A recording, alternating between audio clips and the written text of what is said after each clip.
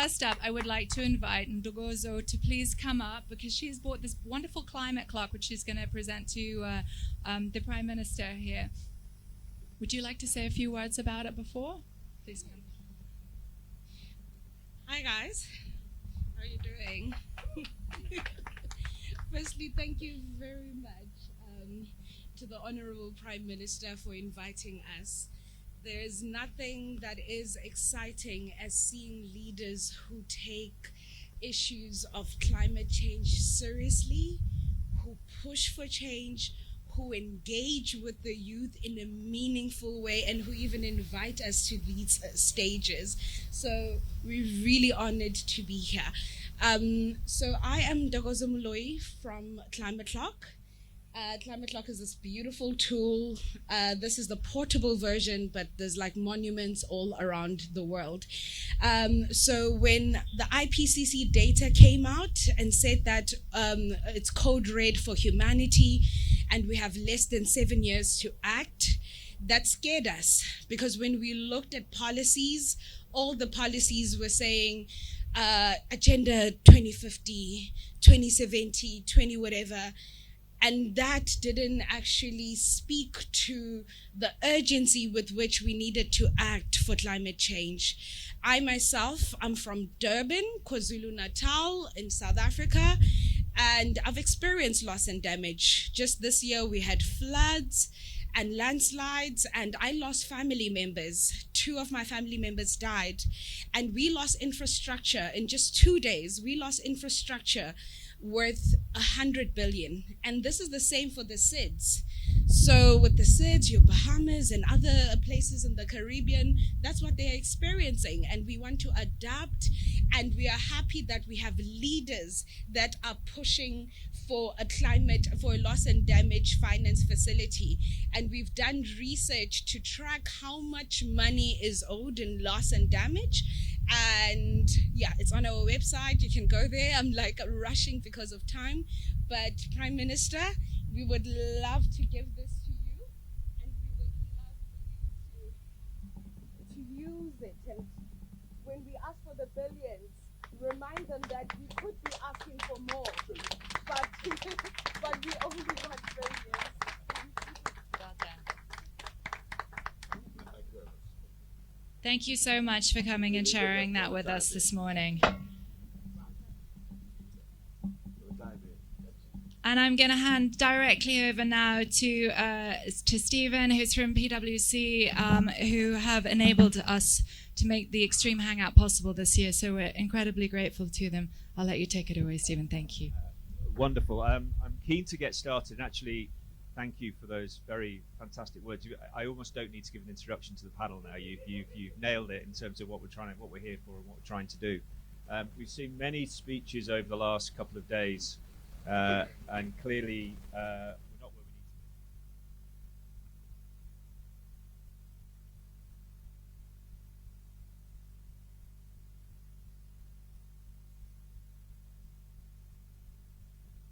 About 15% a year. Last year we only hit 0.5%. In order to be able to keep that to sort of 1.5 degrees.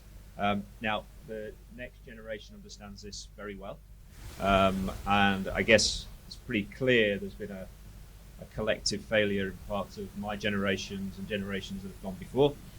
And the evidence is clear that we need to ensure that we have a stronger voice at the table from a youth perspective. Indeed, it's probably the main voice we need, not just come to the table, be the table, run the table, make that happen. And I guess in terms of this particular panel, I really want to get behind that question. How do we really enable the environment in such a way that we have the right voice at that table? And I want to really understand how we drive that and come out of this with some solid ideas. We've got around 40 minutes of sort of Q&A, and the Prime Minister, I think, needs to leave at 10:30. So we'll try and allow for that, and then we'll focus around it.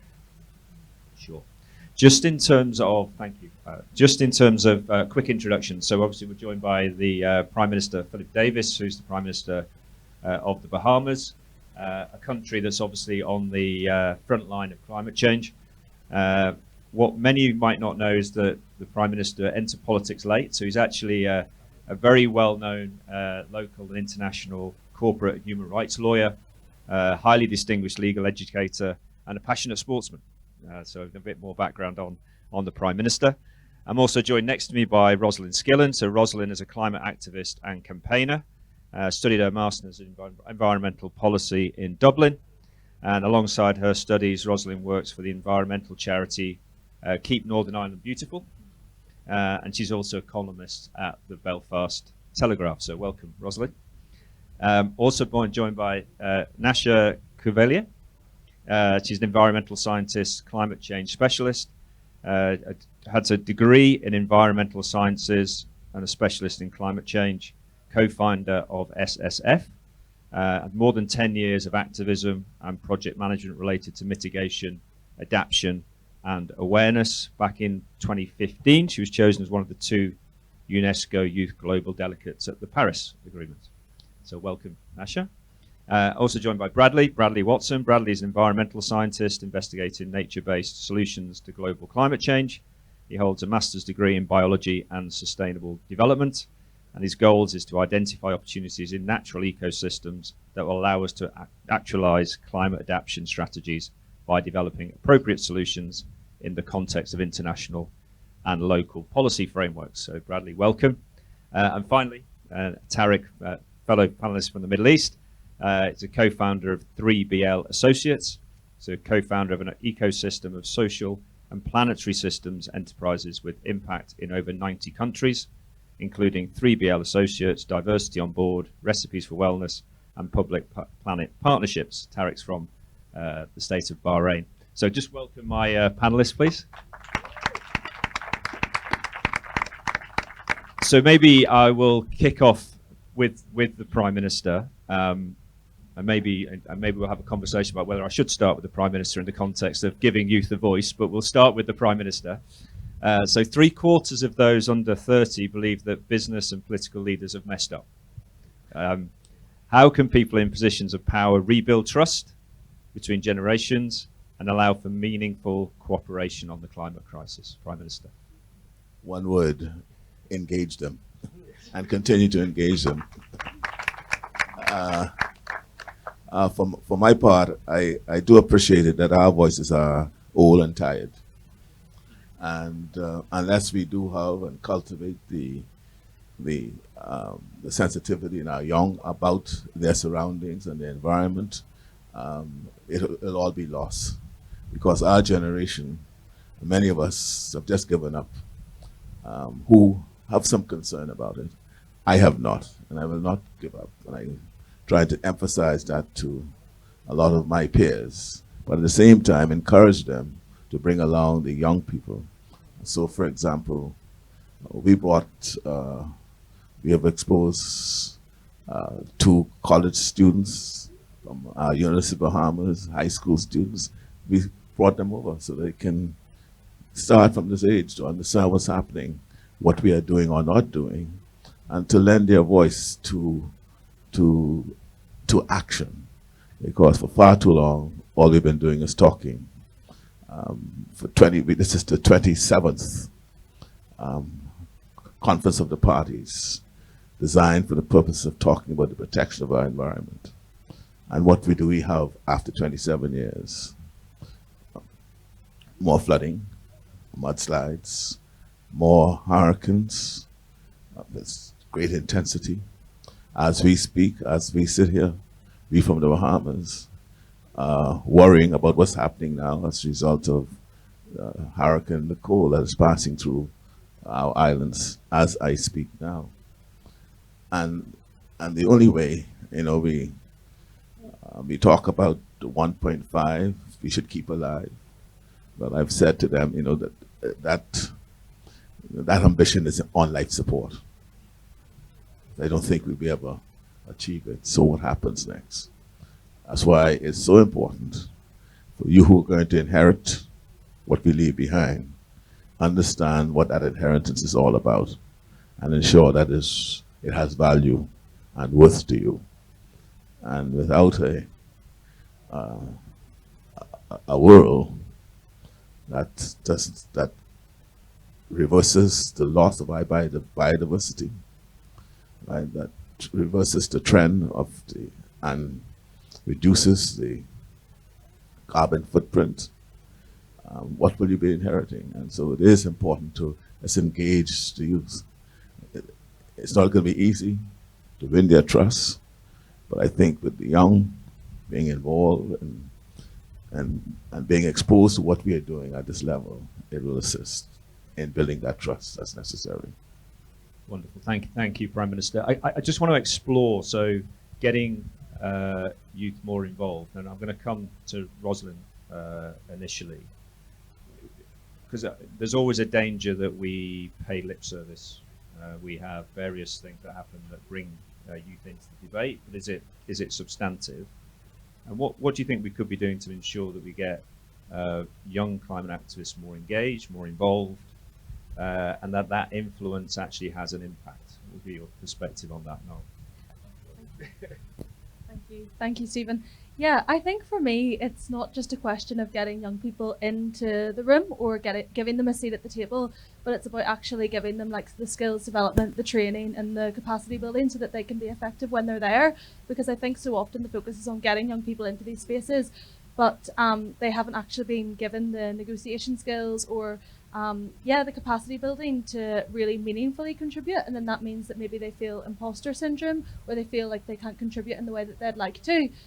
So an example would be the Youth Negotiator Programme, which has been operating for the first time this year. I'm not sure how many people are familiar with it, but where they're training, I think it's like 27 27 negotiators from young negotiators from 27 different countries, and they're trying to get that figure up to 50. And these people, young people, are going to be sitting as part of the official delegates in their own countries as youth negotiators, and I think that's really powerful because then they're able to sort of have that like intergenerational dialogue, share knowledge, expertise, and I think spaces which enable dialogue are really important. Like even a lot of the time, if young people come forward with policy proposals or recommendations, some of the time there's not even like feedback, whether that be negative feedback or constructive criticism. I think it's really important that there's a conversation and some sort of level of reciprocity. And then finally, the point which I want to raise, which is sometimes like a bit of the elephant in the room, that I think young people just need to be funded as well, because a lot of the youth opportunities are voluntary, and that really excludes a lot of people. I mean, COP27's been like a really big example. Some people have been able to secure a pass, but they haven't been able to get funding for accommodation and travel when they're here. So I think that makes a massive amount of difference. So perfect. So Rosalind, you're talking about capacity building, funding, education, skills, etc. I'm just going to come to Bradley just to build it, because I guess is there more? And apologies, Prime Minister, but the average age for a sort of state leader is around about 62. No comments. The average age of people around the world is 30. What is your perspective, Bradley, on what more we could be doing in terms of just the way politics works and engagement that can address that seeming balance? I think that when you think about politics, oftentimes governments represent their populations, but they also represent corporations, right?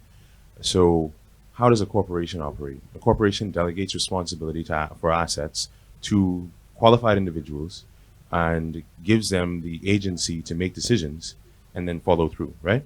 So what if a government would operate the same way? Delegate responsibility for assets to young people. You know, if there's a national park, why not give a group of young people who are talented, motivated, and skilled the authority to come to COP and negotiate on behalf of that asset? You know, that would facilitate change, and it would allow us to make change much more rapidly, because a lot of things are happening on the ground at rapid fire. And I think that it would actually make COP even more useful, because we have this consideration that, you know, we keep coming to these events and keep trying to make things happen, but it doesn't happen. And so, yes, we need to operate in the negotiation space, but when we're talking about getting funding for to implement any sort of change that we want to make, we don't have the authority to say, you know, we can make that change. So as soon as we can delegate that responsibility to a capable and responsible group of young people, they might be able to close the deals more rapidly. And that's a risk. You know, it's a high risk for a government to take, to say we're going to put that sort of trust in a young person. But as the Prime Minister mentioned, it's about building trust. The governments are looking to build trust with us young people, and we're looking to get the trust of governments because, you know, we think we know better, and I think we might, because we just finished reading the book. You undoubtedly will know better. let's move beyond think I know better, and let's get to we know better. So, phenomenal perspective there on both capacity building and then getting into actually some political. How do we restructure things in terms of actual voice at the table? Nash, I want to come to you next on just to build a little bit on that. Obviously, the next generations, what we're finding is actually the, if you like, the psychological effects of what could be coming. Is increasingly having an impact. I know in our research, when we talk, we do a hopes and fears survey around the world on what young people are thinking and the level of stress around some of these things. Uncertainty, obviously, around financial future, but stress and psychological impact of where's the world going. What sort of impacts is that having on the next generation, and how could that sort of hold us back as well? Well, myself, I have experienced eco-anxiety. I believe that all of us have felt eco-anxiety. I've been a climate activist for 10 years, so every year gets worse. So it's very difficult to get like some good news somehow, sometimes. And that led me in sort of spiritual research. And I'm going to speak from heart, because we need to train our minds, but we need to train our hearts. But it's going to be difficult times ahead. And in my case, I have found that we need leaders, a generation of leaders that can be a light in the dark, that can be calm during the storm, that can be really loving in very violent times. If you can train that as a human being, as a good human in this earth, then you can have a good generation of leaders for the times to come. And to do that, you need to work with communities. You need to go picking treasure in the sea. You need to go planting trees. You need to go doing community activities. And that helps us build the sense of being together in this action. And that's what we do with our organization. And I think many youth-led organizations are taking really bold steps in their territories with their communities. And we need to empower them, not only with skills and the opportunity to speak and to have moments to foster their work, but also with finance. We need to give grants to youth-led organizations because they are doing a great job and they need it. Perfect. Very, very good. Thank you. And just to build on that with Tariq, and I want to get round everyone, and we'll get some responses and get the conversation going. I guess a big part of what could be helpful going forward is technology, and obviously with that's not going to rest with me and the Prime Minister, with all due respect, around the opportunities with technology, the opportunities through social media, the opportunities of technology. Maybe your perspective, Tariq, on how can that act as an asset around climate change? First of all, thank you, Stephen and Honourable Prime Minister. I mean, I'll answer that question in the context of what's already been shared. I think starting in the context of trust, because young people indeed have a lack of trust in our global political system, in institutions, institutionalism, but there's actually one aspect of mistrust which I find is positive. Globally, there is a growing mistrust from young people in the system of capitalism. In every single country, and surveyed with young people by Edelman, they believe that capitalism does more harm than good. And actually, I think there is a mandate that's actually there to say that the type of rapid transformation we require has a very strong mandate and a powerful mandate from young people. But the question of technology then comes, because capitalism doesn't innovate, people do. Capitalism tends to appropriate and extract from communities, from systems. And I think technology can be an incredibly powerful tool as long as it's done in a system that is regenerative, that's centered around well-being economies, that doesn't lead to more debt extraction from small island states in particular. And I think we need to be very clear around the social and political innovations that surround how we use technology. Of course, as young people, we're technology natives, but also it needs to be in a context of a for me, a more post-growth and well-being centered economy that enables technology to be really leveraged in a way that it's meant to. Clear. So let's unpick and sort of get into a bit more around that.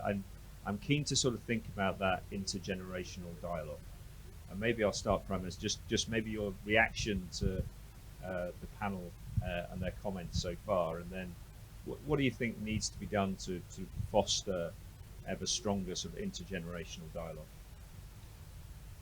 Well, what I'm hearing here is, I think, is being repeated in different ways, but the bottom line is that empowering our youth to be able to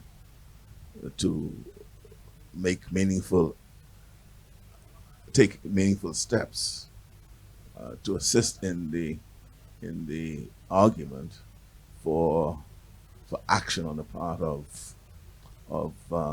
leaders and the industrialized world, including the huge emitting oil-producing companies, etc., which comes out of, I think that bleeds into the issue of capitalism, because one of the things I spoke about yesterday is there's this need to increase profit and preserve profit at the expense of the environment. One of the outcomes we're hoping, as part of the issues that we're going to have in the negotiations going forward, is a tax, some sort of taxing of profits of the huge multinational oil producers. We are suggesting from the Caribbean, we are suggesting a 2% tax on oil exports to go into a fund to assist with loss and damage. And again, the cynicism surrounding loss and damage, which we've been talking about for over 30 years, and for the first time, it's going to be an item on the agenda specifically, but it excludes the very essence of the conversation, and that is liability. That is the liability that results as a consequence.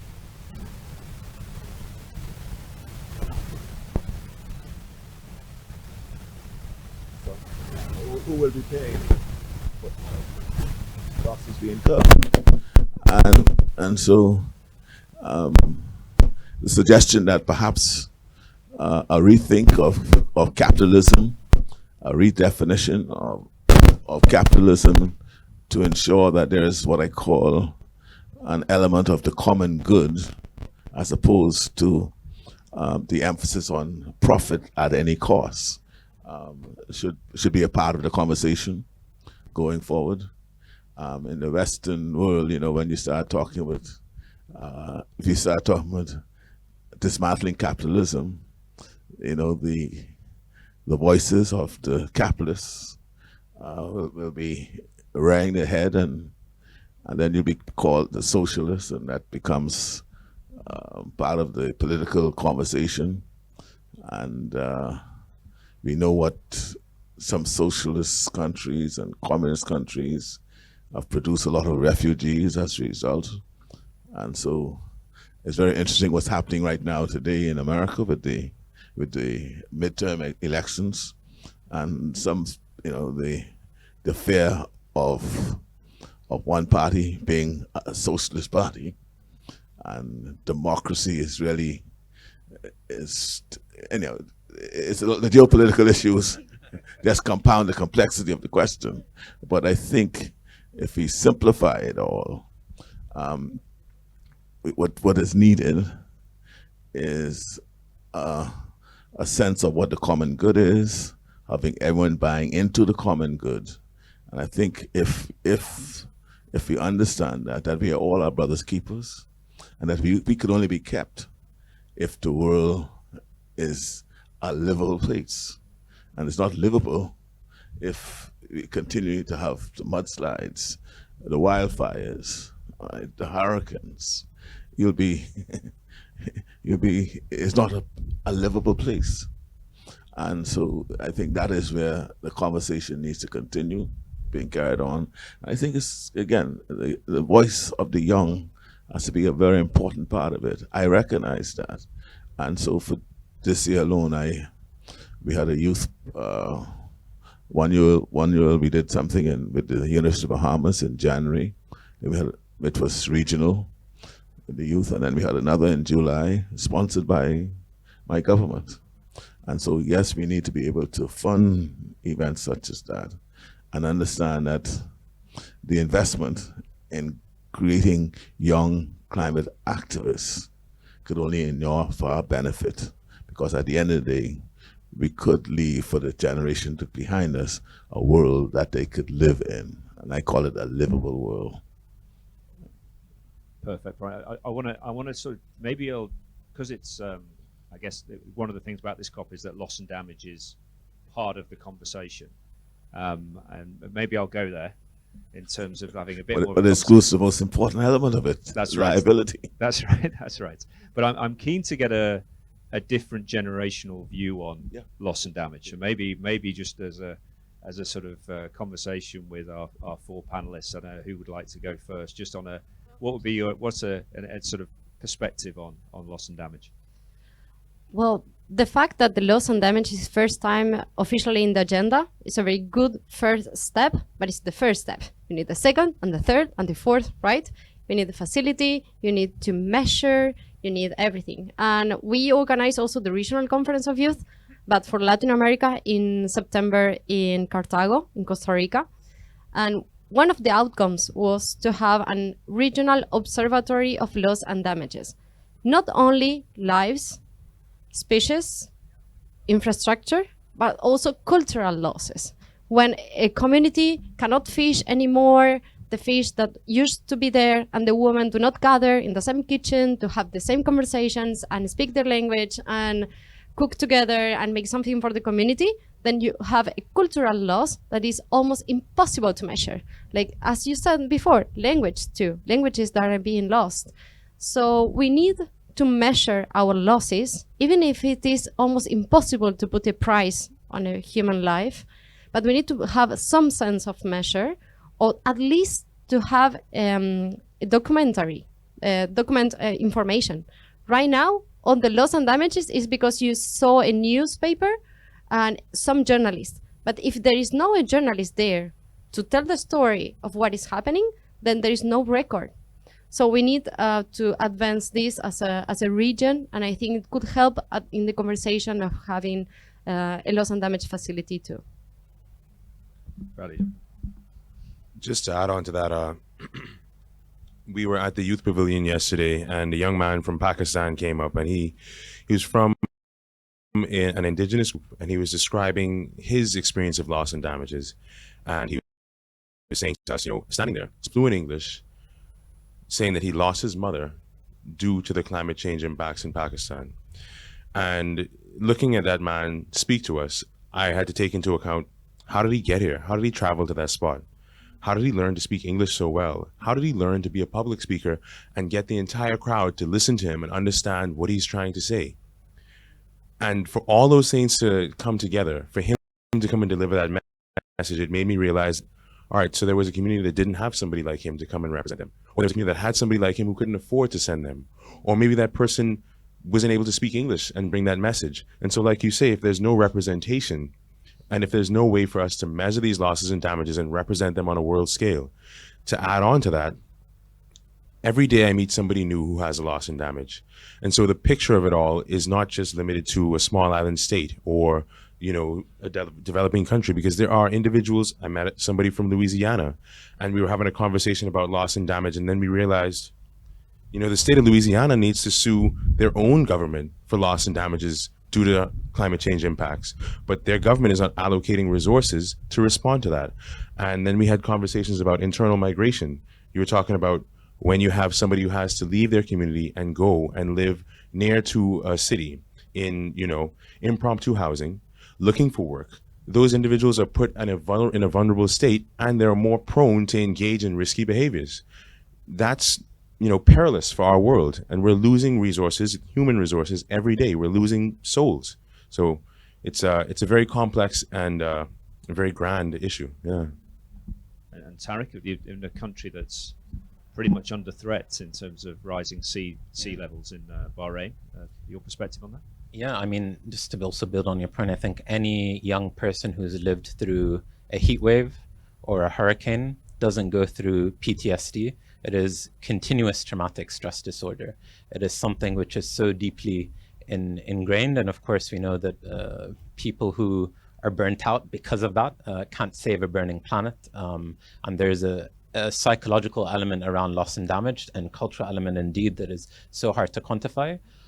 But one thing that we can quantify is, as an islander, we know that there is a nexus around climate impacts and death, which impacts us. And I think it goes to your earlier question around how do we engage young people meaningfully in the system. And we do have a global power gap when it comes to young people having the power across multiple mechanisms and institutional forms of engaging in the system. But the most quantifiable aspect and manifestation of power is money. And as a small island state, we know that between 2016 to 2020, small islands only received $1.5 billion in climate financing, whereas what we've paid to external creditors is over 25 billion. Now that's over 18 times as much. Now that's today, and you can imagine the debt burden increasing for young people, and actually the power gap from those from small island states, 65 million people around the world who are going to be more indebted, who are going to be subject to more neo-colonial forms of extraction. And that's an aspect of loss and damage, I think, today, where we don't want to be perpetuating the deep inequalities that led us to this crisis in the first place, and also giving young people even a chance to participate and step into their power in this current system. And maybe, Rosalind, coming from the Western world, and just interested in from your perspective, let's get a complete picture on that thought perspective on loss and damage. Yeah, no, thank you. And I think it's really important to recognise, coming from Ireland, my role is entirely different, because a lot of the time the conversation about loss and damage is about global solidarity, justice and compassion. So the way I see it is trying to open people up in Ireland about why this is important. A lot of people are unfamiliar with the term, and a lot of the campaigning and advocacy that we've been doing as young people in Ireland before coming to COP27 is bringing this to the table. We met with the Taoiseach, the head of state, yesterday to talk about loss and damage, and typically it's a really sad reality, but there's this idea that people don't need to look beyond their own backyards, particularly in Western nations, and it's really important to push beyond this narrative, and I think the media has a massive role to play in that. To be honest, last year, COP26 in Glasgow, there was a lot more media attention from UK and Irish media, and that was largely because Glasgow was the host country, obviously, but it was also to do with the fact that decarbonisation was big on the agenda, and this year loss and damage is not as appealing to Western nations, but it's a fact that they need to step up and deliver. So I've been sort of engaging with different radios and different MPs, and the pushback that you get is unbelievable in terms of people saying loss and damage is a distraction. It's really sad. But it's really big. It means that the role of young people in Western nations is to step up and talk about it and explain why it is important, and why we should be talking about it, even if a country like Ireland, who's not feeling the most devastating consequences of the climate crisis yet, it's so important that we remember that the climate crisis then isn't something for the future. It's something which is happening now, and it's making people's realities and lives unlivable. So I guess a lot of it is about educating people who are maybe unfamiliar with this topic and explaining why it's important and how it ties to social justice, human rights, and all those other critical social issues. Might add, just Please, yeah, go for it. You started talking about Glasgow, and it made me remember this story. So in the UK, you had Scotland, and there was a time when the clearances happened, right? And so they cleared people out of the Highlands so that they can farm sheep. And a lot of those people moved to Glasgow. And so that brought on this thing called the Glasgow effect. And so if you were to control for income, age, gender, somebody living in Glasgow just has a shorter lifespan. And so you ask yourself, why? Why is that the case?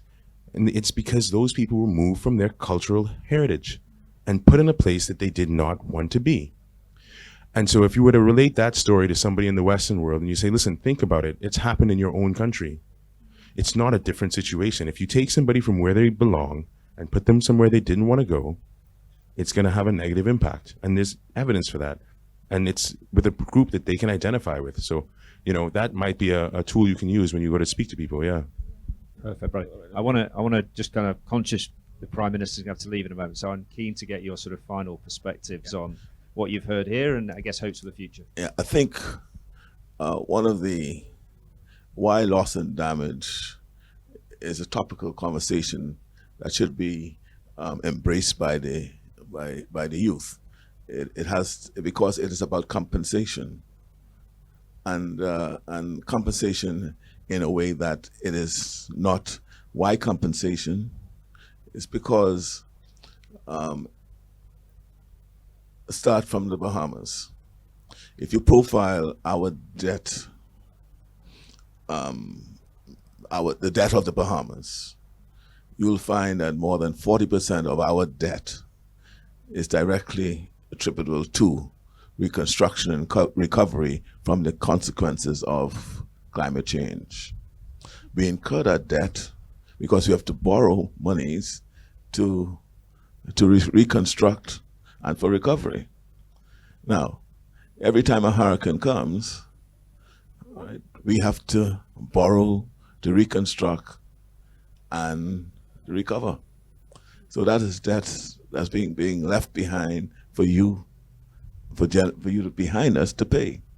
What we are saying is that the time has come for the polluters to compensate us so that we could stop borrowing, so we could deal with those issues of what government truly needs to be doing with their resources. You know, providing good health care, clean water, you know, achieving our SDG goals where resources are clearly needed, as opposed to a hurricane comes and we now need to spend those resources on recovery and reconstruction. And again, the multinational and the banks just piling more debt onto our small island countries.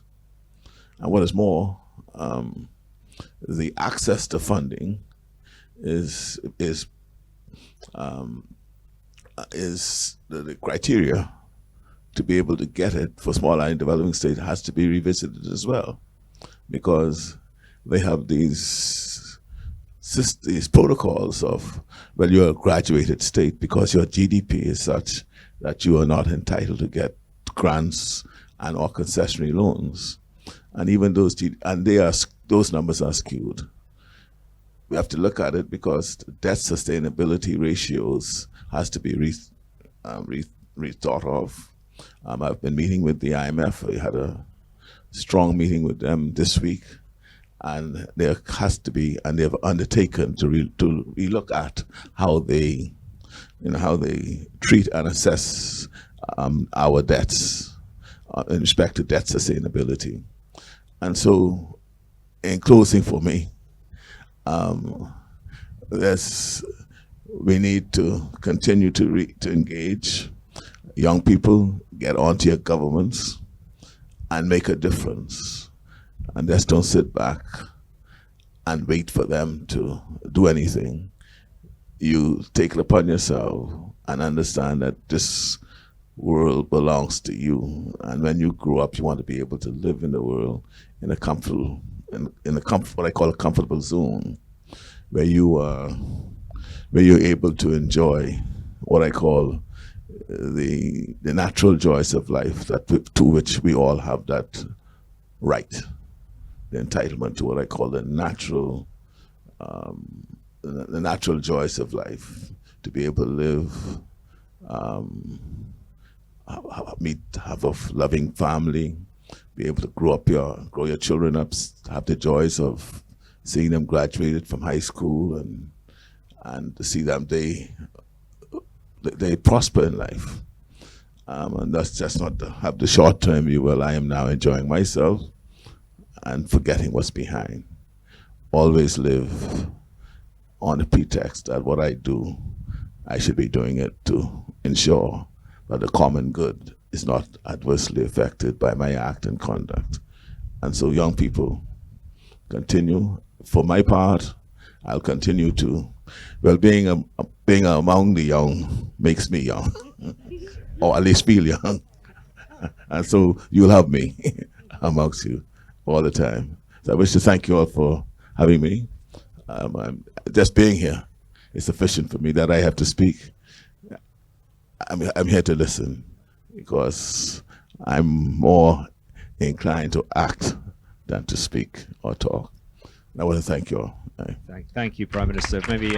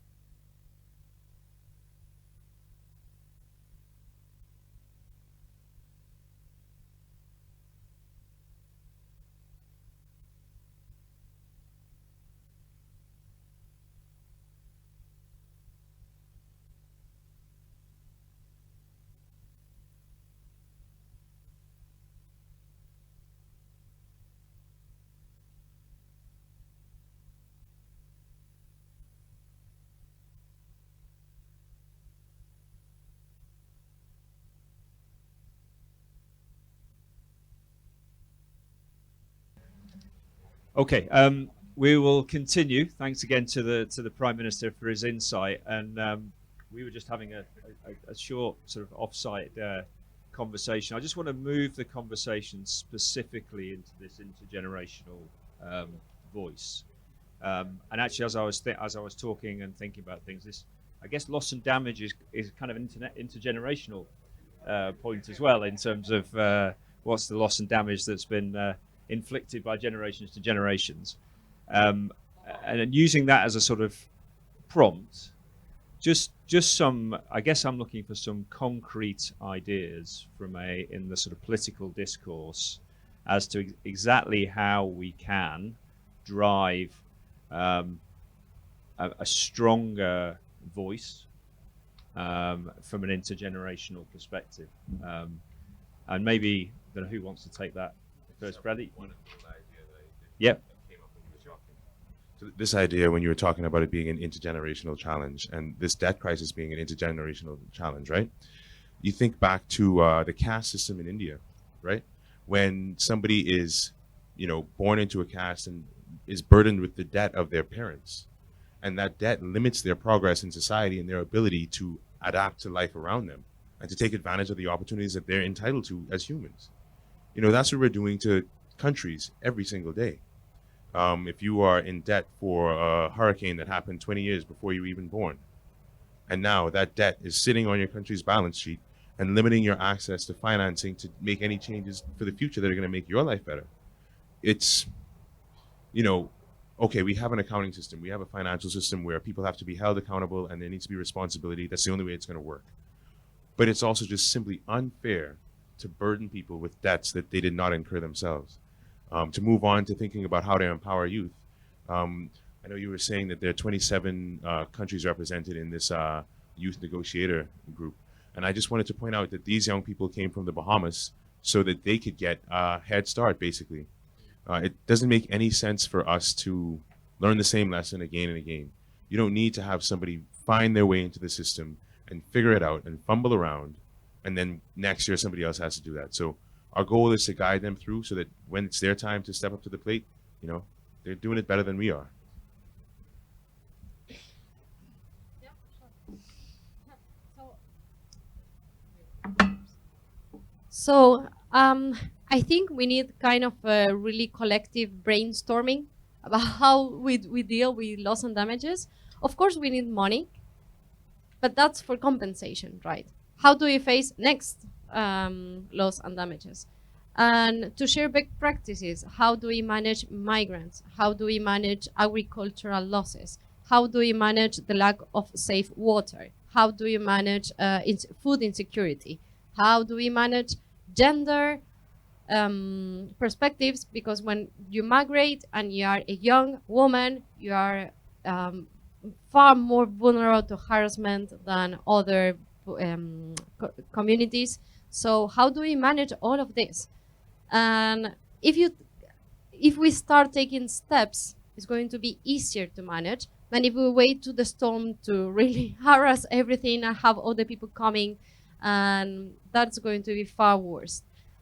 So I think that talking about some good practices is a good thing. And I can share one. I think that I live in a rural area, actually. I live 100 kilometers at the north of Buenos Aires. And we need to understand how we manage monocultures to agroecology. But one thing is that you have a monoculture and you have a drought. How do you pronounce drought? Drought. And you may lose all of your crops. But if you do agriculture and you have many crops, different crops, and you manage your biodiversity in insects and everything, you may lose one of all of your pots, but not all of them. So you have more food security. And that's something we're trying to speak with producers to try to change their mind about monocultures. That's just one thing to share. Yeah, thank you. I think to build on those comments as well as those of the Honourable Prime Minister, it's clear that debt is an environmental issue, and possibly the most effective youth policies we can act is debt cancellation, global reparations, and also non-debt-based finance. And it's not something you'd often hear from what a youth policy is or what an environmental issue is, but I think that kind of goes to the core. And I think building on kind of your point of what is more concrete, what I see is why we're in the situation that we're in this intergenerational disparity, is because we are not actually taking a rights-based approach to climate action. Now, of course, within the negotiations, there's been a very large push by business and civil society groups to take rights-based frameworks around adaptation, mitigation, and others. And for me, that's why young people are also being left behind, because once we take a rights-based approach to financing, to mitigation, to adaptation, actually that opens up the door for bringing young people to the seats of power at the table. That opens the door for improved labor standards, wage standards, actually looking at a global suite of policies that put youth, indigenous communities, and the most vulnerable at the center. So I think when often you'll hear as well during negotiations of it's important to take a rights-based approach, actually that is the framework and those are the conditions in which young people can actually thrive, and why for me that's not the case at the moment. Tara, just before I come to Rosalind, I'm just going to put the audience on warning. So I'm looking for a couple of questions. Just we'll wrap up after a couple of questions from the audience. I'm particularly looking at my Bahamian students to be thinking of a particularly challenging question for the audience. So I'll come back to you guys in a moment. Rosalind, just your perspective. Yeah, when Tarek was saying there about rights-based approaches, it made me think, I don't know how familiar people are with the Future Generations Commissioner in Wales, and that idea that there's like a designated person who sits outside government independent, but someone who vouches for how any new law or regulation is going to impact future generations. And I just think that's really, really cool, and it should be enshrined in more countries, that issue of intergenerational justice. But I guess when I was thinking about intergenerational dialogue, I think it's about mainstreaming youth voice. Some of my favourite events that I participate in are not necessarily like youth events where like there's one young person on the panel, but it's just like mainstreamed and just part of the conversation. And I think that's kind of the direction that we need to go. And I think then that often I want to always like caveat myself, because I don't really like pitting too much generations against each other, because I think often youth climate activists and the media sometimes are complicit in this, pit like young people against old people. Young climate activists are often told or asked if they hate old people, which isn't the case. Some of my environmental heroes are like from like 60 plus. But I do think that the ways that different generations create change also opens conditions for like skills development and knowledge sharing. And for example, I work with a lot of older people in community gardens, and you literally don't see anyone under 60. Like, I lower the demographic significantly just by being there. And then if you go to a climate strike, everyone is maybe like under 25. So I'm always trying to get more older people at climate strikes and more younger people in community gardens and allotments. And I think that's a really nice way of creating like intergenerational dialogue, learning, and also like intergenerational action as well. So also, I think that it's important that we do not put so much pressure in youth as a generation to make the changes that need to be, that we need to see. Because young people right now do not have the power to change, because they are not politicians, they are not millionaires, they are not, because they are young, and that's good. There are few really stars, young stars, but mainly, as you say, the average world is 30, but that generation is not yet in the power. So we need to understand that in the framework of time that we need the change, all the generations alive today need to change. Not only young people, we need to wait them to be in power. We need to change like now. So everyone, even my mom and my grandma, they need to rethink how they buy, how they eat, how they move, where do they go to vacations, what are their jobs, where do they invest if they have some pocket money in their houses. Everything needs to change in each generation. Very clear. Do I have any volunteers for a quick question? Yeah. Well, there's a gentleman at the back would like to. Can we get a mic?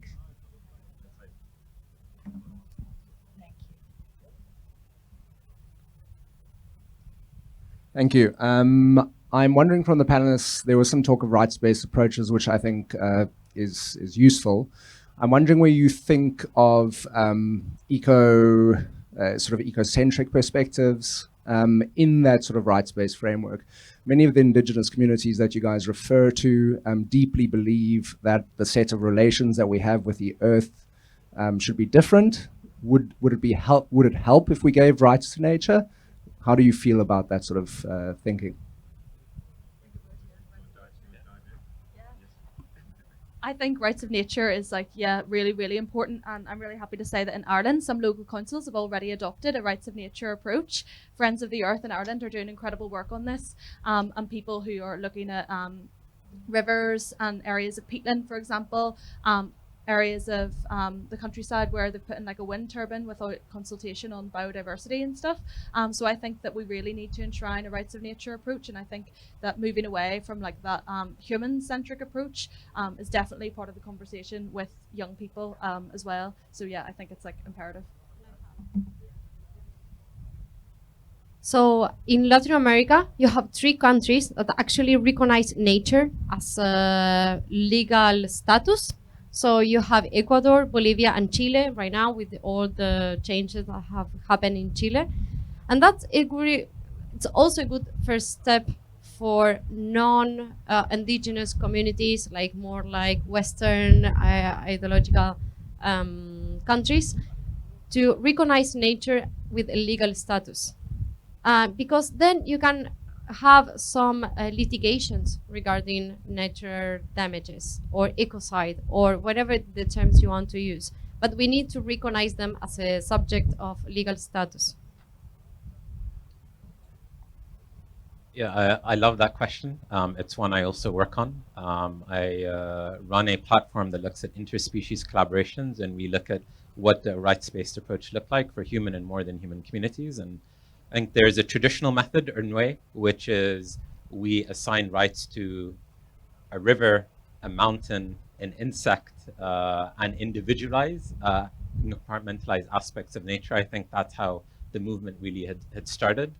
And I feel now the more powerful way is to go back to actually how indigenous communities have looked at it for thousands of years, which is it's not about giving an individual river a right. Actually, it's about the relationship that river has to the people living on the land, to the fish, to the algae. And for me, a just transitions and rights-based approach takes a relational approach. It's not about splitting up and compartmentalizing nature and separating us, of course, from nature, but actually looking at a whole system and whole ecosystems approach. And I find that's where nature-based solutions today often get a rights-based approach wrong, because there is a separation. There is an aspect around, right, we have a nature-based solution, but actually forgetting who is managing that nature-based solution, which is often indigenous peoples. And I find that a way to really ensure a rights-based approach is one that is planet-centric and that is more than human-centric as well. And I think we can't get to a rights-based approach unless that is the case. Sorry. Also, I think that it's important to spend time in pristine nature. When we come to, like, I don't know, this is grass, but this is not natural. I mean, it's not, it was not here before humans, right? So if you spend time in pristine nature, you understand the logic and you start to see where the water comes from, where the energy comes from, what are the relationship between species. And when you understand that logic, then it's difficult to come back. It's when your conscience expands, you cannot come back to the normal size. So I think that spending time in pristine nature, trekking, or just visiting in a very lovely way, not with, you know, motorbikes and destroying nature. No, just being really immersed in pristine nature really helps people to get that sense of being the same. Okay, yeah. There are more questions. You know, I'm in tune with the ideas about rights for nature. I come from the background is ecology, and so, you know, thinking about ecosystem services and how systems interact, right?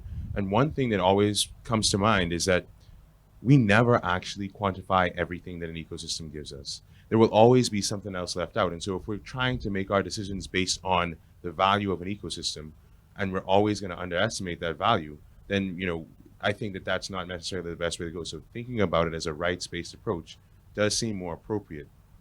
But then you brought forth the idea of pristine nature. And there's there's a thought out there in the world of ecology that there's no such thing as pristine nature left. That it just, and we're always manipulating environments, oftentimes to suit our needs. So when we think about polyculture, like you were mentioning, right? You know, why do we do a polyculture? And then how do we choose which plants to put in the polyculture? We choose the plants that serve us. And only recently have we decided that pollinators matter, right? So we care about bees now. We only just began this. And we decide now that in our polycultures, we should include flowering plants to support the bees. But these are all human decisions. You know, if we really think about it, what is nature and what are we protecting? And then if we're doing all this protection to develop ecosystem services to keep ourselves alive, and then we go back and say that it's about rights for nature, what are we doing? You know, it's just, it's a wicked problem. It's really confusing, yeah. Well, listen, guys, I think we're going to be running short on time. I'd like to, you just opened up a whole different debate that I'd love to get into. So I feel really bad about what is nature after all. And I'm not quite sure where we can get to with that one. But I just want to, I guess, first thing, just a massive thank you to Rosalind, Bradley, Nasha, and to Tarek, and maybe a big round of applause, please. Really a humbling experience to spend time with you guys on this topic. I hope people took away some good learnings. I've taken plenty of good learnings there around what some of the opportunities are, both from yourselves and from the Prime Minister, on some of that intergenerational challenge. I wish you a good COP. The rest of it, keep making the impact that you're making. It's obviously making a difference. And thank you to everyone for joining online and joining here in this beautiful location. Thank you.